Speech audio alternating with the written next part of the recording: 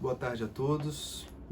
Meu nome é Gabriel Nicolau, eu sou graduando da Universidade Federal do Espírito Santo, membro do Grupo de Pesquisa, Trabalho, Seguridade Social e Processo da UFES também, coordenado pelo professor Carlos Gianotti, e peço perdão de antemão por não fazer essa apresentação em italiano, e também gostaria de dizer que é uma imensa honra estar presente do lado de grandes pesquisadores e grandes doutrinadores do direito, e eu só tenho a agradecer estar apresentando o trabalho junto dos senhores. Bom, muito é falado do surgimento de novas relações de trabalho por conta das novas tecnologias digitais. Porém, minha intenção aqui nesse artigo é demonstrar como que essas novas ferramentas podem nos ajudar também na regulamentação e na tutela efetiva das relações ditas mais tradicionais. Meu resumo é sobre a análise e normatização dos trabalhadores autônomos de carga, chamados TAC, com uma investigação da promulgação da Lei 11.442 de 2007, a chamada Lei do TAC, né? Bem como a análise sobre a ADI 3161 e a DC 48.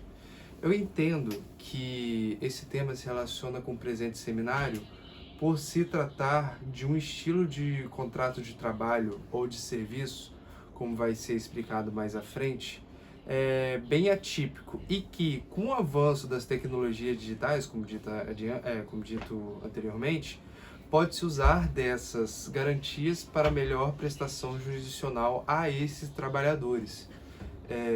De antemão, entendo que essa pesquisa sobre os caminhoneiros do campo do direito é bem escassa e, por isso, eu acho necessário, antes de falar do artigo em si, lembrar da importância da tutela efetiva sobre essa classe de trabalhadores, né? Quem dos pesquisadores e dos presentes estudantes brasileiros, eles vão saber muito bem como que como que os caminhoneiros influenciou a cultura brasileira, estando presentes tanto em costumes, gostos, comidas, em referência aqui a arroz caminhoneiro, feijão tropeiro e vários outros pratos, e até nas músicas, em especial a sertanejo, que prevalece um estilo de conto, um estilo de narrativa que conta muito da rotina desses caminhoneiros. No entanto, percebe que essa mesma influência não se seguiu nas promulgações das legislações e normas que preservem eles. Sendo a primeira lei que citasse alguma dessas várias particularidades sobre essa subcategoria foi somente em 2012. Além disso, ressalta-se que a interdependência da conjuntura atual dos motoristas carreteiros na economia, sendo indispensável para a distribuição dos condimentos e produtos que possibilitam o crescimento dele em nível nacional em todos os países. Em especial, no caso do Brasil, todos também se lembram muito bem o impacto da greve dos caminhoneiros dentro da economia e no dia a dia rotina de todos os cidadãos, revelando assim a incontestável importância do devido estudo e investigação sobre as normas que regulem essa atividade. Falando mais sobre o meu marco teórico filosófico, eu vou usar o Paulo Eduardo Arantes, filósofo brasileiro também, que ele fala muito que durante o período pós-guerra o capitalismo assumiu a face em que demonstrasse que as crises fossem administráveis, havendo assim um consenso entre as classes na disputa distributiva, criando assim novas instituições, seja essa a promulgação de leis, normas e sindicatos, em que cada qual realizava sua função para fazer a máquina do capital funcionar. E os capitalistas, eles garantiam que, entre aspas, citando Paulo Arantes, não varreria os seus direitos, havendo assim uma convergência entre eles. Depois de um certo momento, essas instituições acabaram por ser desmanchadas pelo veto do investimento, reaparecendo o capital agora como um antagonista e um ator social que agora negocia e que rompe acordos, como que se aquele que apareceu no período pós-guerra fosse um antinatural. Por isso, o capital começa, assim, a mudar sua relação com o Estado e a sociedade, sendo que antes era ele que tinha que se legitimar frente à sociedade e Estado para inserir suas prestações, agora é o contrário. Agora o Estado e a sociedade que tem que prestar satisfações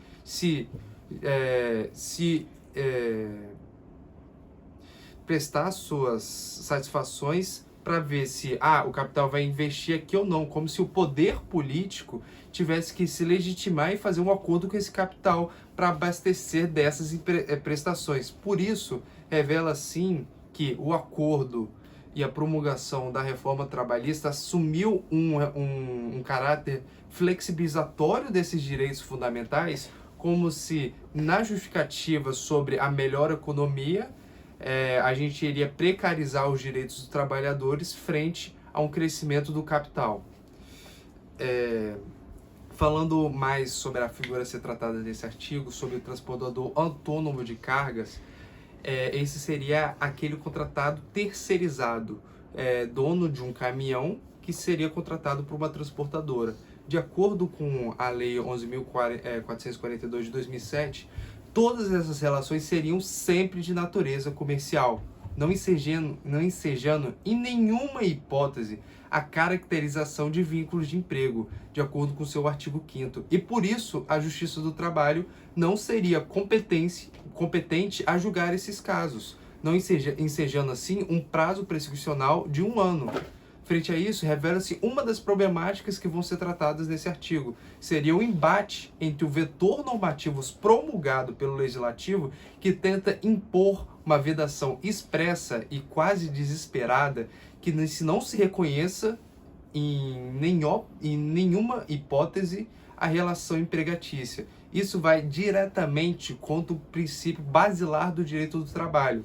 Este é o princípio da primazia da realidade, que, nas palavras do jurista Maurício Godinho, constitui-se um poderoso instrumento para a pesquisa e encontro da verdade real em uma situação de litígio trabalhista. Diante dessas problemáticas, foi o Superior Tribunal Federal foi acionado pela ação declaratória de inconstitucionalidade e pela ação declaratória de constitucionalidade sobre o artigo 5º, artigo, se não me engano, 11 da Lei 11.442. No julgamento do voto vencedor dos ministros Luiz Roberto Barroso e Alexandre de Moraes, eles entenderam pela plena constitucionalidade dos referidos dispositivos, com apenas uma ressalva, a ressalva da aplicação do princípio da primazia da realidade, firmando a tese de que, caso haja os requisitos da relação de trabalho, que seja julgado pela Justiça do Trabalho. Caso não, seja julgado pela Justiça Comum e, por isso, ensejando assim um prazo prescricional de apenas 1 ano. O que vai ser tratado nesse artigo vai ser das lacunas deixadas desse julgamento e dessa afirmação dessa tese, que a questão principal seria como proteger esses direitos fundamentais. Primeiro, os direitos assim individuais daqueles trabalhadores que, mesmo terceirizados, teriam direito constitucional da segurança do trabalho e da duração da jornada, prescritos assim no artigo 7º, inciso 22 e pelo inciso 13. Valendo assim lembrar que hoje, pelo avanço da tecnologia e pelo uso das tecnologias digitais, é muito possível controlar a jornada desses trabalhadores que antes eram considerados como trabalho externo, previstos lá no artigo 62 da CLT, que antes não poderiam controlar assim a jornada e por isso trabalhariam várias horas. Hoje é plenamente possível, pelo uso de rastreamentos e junto isso com programas, e fazer o controle assim mensal e diário, e, para falar a verdade, em tempo real, desses trabalhadores. Então, a única problemática a ser tratada é quem seria o responsável para controlar essa jornada? Seria o poder público ou seria o contratante desse trabalho terceirizado?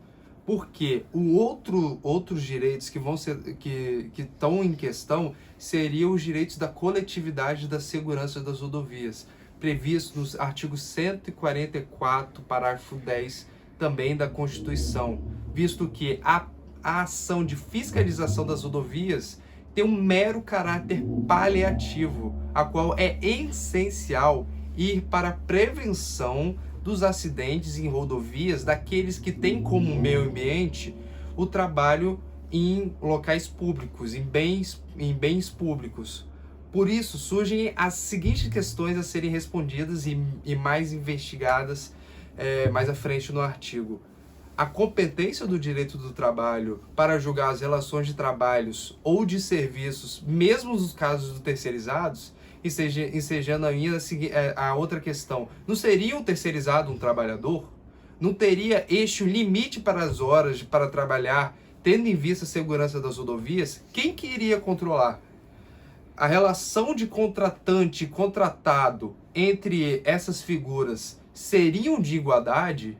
Isso tomado, seria a função do judiciário, das tutelas jurisdicionais, a fim de garantir os direitos fundamentais frente à inércia do legislativo? A função do judiciário seria aplicar as normas vigentes e não de criar regras, sendo que só essa função seria reservada dentro do direito do trabalho do legislativo, executivo e sindicato.